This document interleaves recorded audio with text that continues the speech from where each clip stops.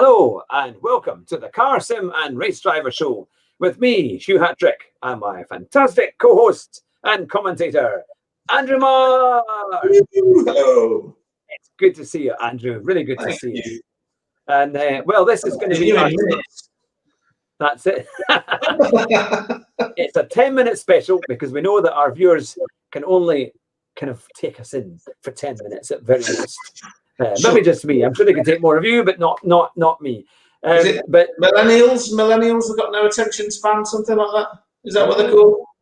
Are we millennials? I have no idea. We're in the millennium, I suppose. But I'm sure we are. But welcome to all our viewers. Welcome to all our new subscribers as well, and to our existing ones, and all our very, very loyal listeners. Thank you very much for joining in with us. Well, this is an F1 special with the headlines as of Sunday night and going into Monday. And we thought we'd go over what is new, what's happening. In our last show on Sunday night, we did Le Mans and also some of the other F1 headlines, but there's plenty of things happening. So let's go to our headlines page and we'll see what we have on there. Now, as this is recorded live, it takes me a little minute to bring it up here. There we go. It's all live. I know Andrew can. Hopefully, you can see that. So these are some of the headlines on F1 at the moment. It's not the right time, similarly for Giovinazzi for a Ferrari step, and the circuit of it. That means they just didn't manage to get it. The Algarve circuit is in strong negotiations with Formula One. We've got Bottas is more complete and at his physical peak after the break. And Webber predicts that Vettel will take a 2021 sabbatical, but then potentially come back later on. And there was actually, I read this one as well earlier, Renault is going to test a 2018 spec car at the Red Bull Ring. But our question is, why? Why did they choose the Red Bull Ring? And a little bonus, Emma's F1 return takes a step closer. Now, that I am rather interested in, to be fair. So let's start with Giovinazzi, who basically said it's not the right time for him to make a Ferrari step. What do you think of that one? Well, I mean, I'm sorry, but he's not shown me anything.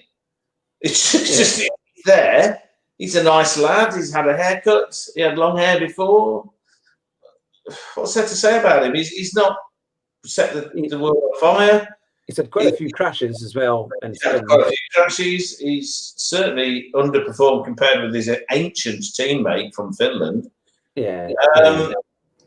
You know, okay, he's a Ferrari driver and he's in the Ferrari junior team, which is pathetic when you think Alfa Romeo is the mother of Ferrari, not the whatever. Now they're like an Alfa Romeo Mito compared to what the Alpha of the 1940s and earlier were. That, 70 years ago, 1950. Yeah. They were still beating Ferrari soundly. Thank you very much. 2 years. And it was the Alfa Romeo Alfita, wasn't it? Or what was the name? Alfetta? 158, 159. It's the same car, but the development of it. Yeah. You can't get a better name than Alfa Romeo Alfetta. Which means little Alpha. It's just like a diminutive. It's like, hey up, whatever. I think there's a lot more drivers, to be fair, that could replace Giovinazzi. I think he's maybe going to be struggling for time before its imminent replacement comes along. Let me ask you a question here. Given if you needed a fast, reliable driver in your car for next season, would you pick Sainz or Giovinazzi? Yeah, you wouldn't. It's very easy, very simple.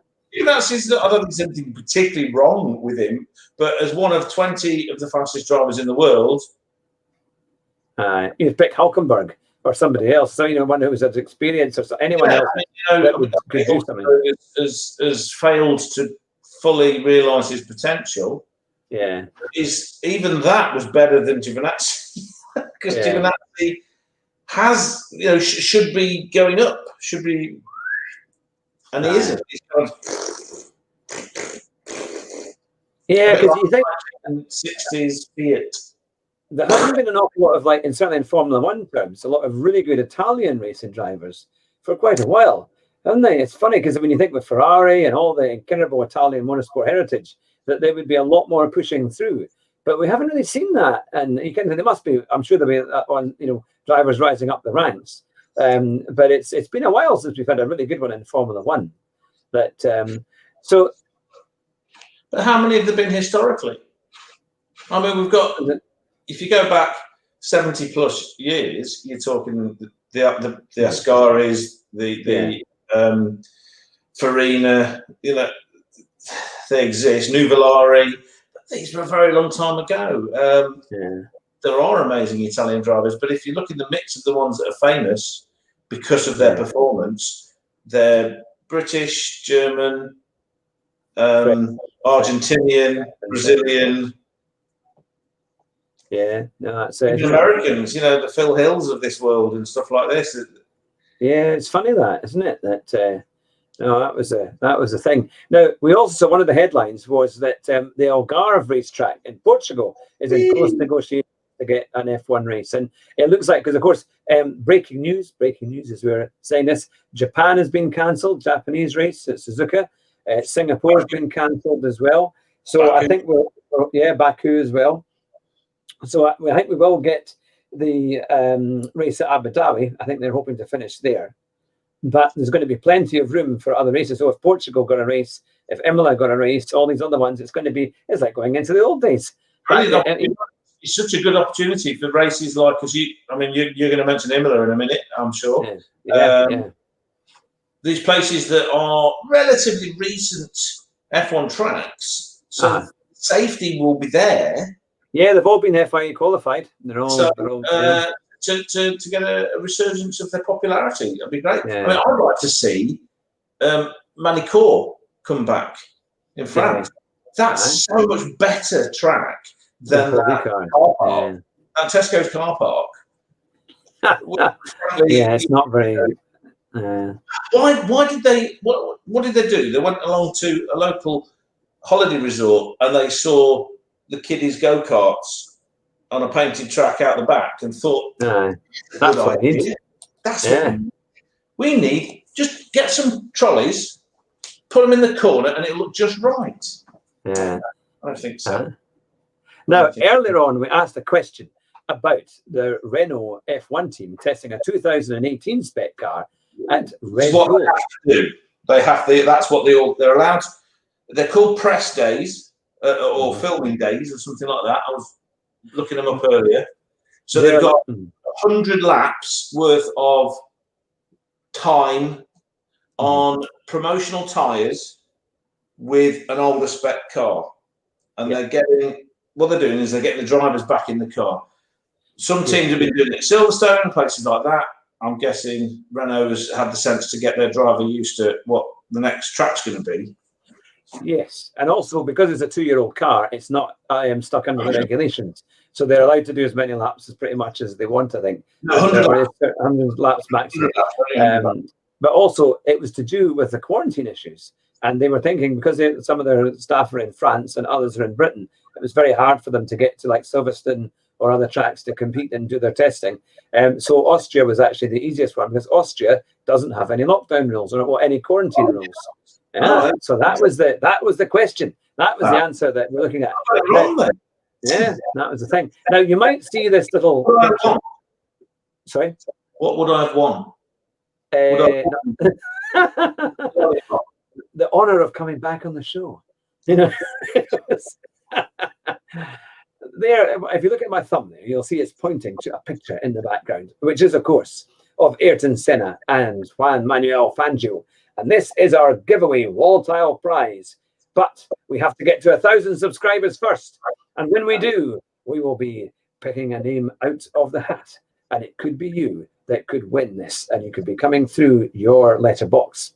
So we need you to subscribe to our channel, to share it out with all your motorsport buddies, and make sure we hit that 1,000 subscriber list as soon as we can.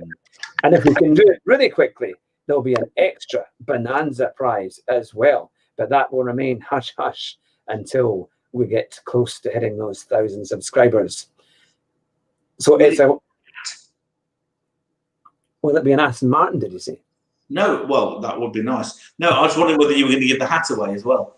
If you're pulling him out of a hat, maybe they get the hat. Oh, I could find an old hat somewhere. I'll shut up now and let you finish, Karen. I do have a very, very nice Renault F1 cap that could potentially be put in there, but I think it's going to be an even bigger prize than that. Let me show you what we need. If we can, let's have a little look at here. You have to go to the website or onto YouTube. And if you go to hughhatrick.com, first of all, hit the videos section there. You will see all our motorsport videos from the Car Sim and Race Driver Show. And there is a subscribe button. If you hit that, it will take you to our YouTube channel, which is coming up any second now. And then you can hit the subscribe button, and then that is it all sorted. And once you do that, send us an email, info@hughhatrick.com, and we will put your name into the hat, and we'll be ready to draw it as we hit 1,000 subscribers. At the moment, we're on 44. We've had 8 in the last 7 days, which is fantastic. So let's get right up there, get into triple figures, and then eventually hit the 1,000 subscriber mark. And then we are motoring with gas, as they would say. But which is better than a Dyson in the current Formula One. Can you imagine if Dyson set themselves up as like a Tesla competition? That'd be amazing. Yeah, well, they were going to do that, and then they pulled out. Really weird with that big cyclone. Yeah. They've just recently pulled out of making motor cars. They were thinking about doing something like that. Dyson. Dyson were going to make cars, but they decided not to. So there we go. And on that bombshell, we are going to end the show. Before you go, I'd just like to say George Russell is currently winning in Canada. Half distance, yes, he's doing behind him. But again, George has got a commanding lead every single race. Yeah, he's been pretty good. First couple, once he's found his feet, he been quite dominant. And that's the final race of the season. If Bottas is going to be replaced by anybody, it's going to be George Russell. No. That was quite funny, though. As we're talking about F1 news, just watching the interview that Sky did with Bottas. Bottas has never been that bothered because he has a good relationship with the team. He talks to the team all the time, and he knows what they're thinking because he asks them and they tell him. Of course, the newspapers and the silly websites and all these kind of people, they've got a clickbait, haven't they? So they've got to come up with stuff like, oh, he's going to be replaced by Vettel because that would be so exciting, which, of course, it wouldn't be exciting. It would be terrible. It would be a terminal season for the Mercedes F1 crew. You cannot win the championship if you crash into each other every race. Which will happen. But if Lewis gets a 7th World Championship and then retires, which might happen, who knows? I mean, I don't know if I 100% believe him when he says that the numbers don't matter. I think that's not exactly true. But I do believe his sentiment that he's not driven by the numbers, like some people might be. Yeah. If he equals Schumacher, so no one can say he's not as good. Does he go for one more? He's got a life outside of F1 which he enjoys, and I think he'll move on from the driver role and do something else. Yeah. Then perhaps Vettel will be there. Maybe Bottas, maybe not. I think George Russell is definitely heading for that seat. Mm-hmm. Why not? Ocon. Russell and Ocon would be an exciting pairing because they're both new and they are both. You could be getting an extra couple of people in that mix of the next generation. So there'll be Max, Sainz, Leclerc. You know, definitely. Well, on that note, we'll leave everyone in suspense as to what might happen. And we'll be back on Thursday night at 9 o'clock for our weekly live stream with Andrew and myself, and possibly we'll see if there are other guests that might join us in as well. But you've been watching the Car Sim and Race Driver Show with me, Hugh Hatrick, and my very special co-host, Andrew Marr. I'll let Andrew do our phrase. Drive fast. Try not to crash. Bye just now.